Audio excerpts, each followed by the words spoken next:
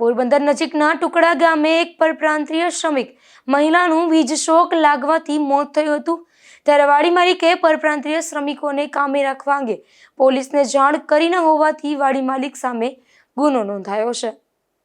Bagvadar police મથકના હેડ કોન્સ્ટેબલે નોંધાવેલ police ફરિયાદ મુજબ ટુકડા ગામે નાગાજણ અરબમ ઓડેદરાની વાડીએ ખેતમજૂરી કરવા આવેલ મધ્યપ્રદેશની નાનકીબેન અજય અનારેનું શુક્રવારે ઝૂંપડામાં લેમ્પ ચાલુ કરવા જતા ખુલ્લા વાયરના કારણે વીજશોક લાગતા મોત નીપજ્યું હતું, જેથી પીએમની કાર્યવાહી કરવામાં આવી હતી।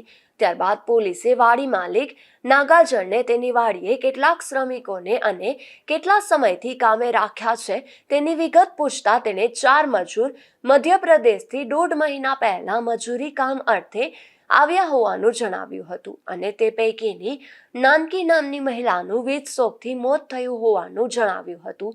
તેમજ ખેતીના કામનું ભારણ વધારે હોવાથી મજૂરોનું રજીસ્ટ્રેશન પોલીસ મથકે કરાવ્યું ન હોવાની કબૂલાત આપતા પોલીસે તેની સામે જિલ્લા મેજિસ્ટ્રેટના જાહેરનામા ભંગનો ગુનો નોંધી આગળની કાર્યવાહી હાથ ધરી છે। ધીરુભાઈ નિમાવત, ગુજરાત ન્યૂઝ, બગવદર।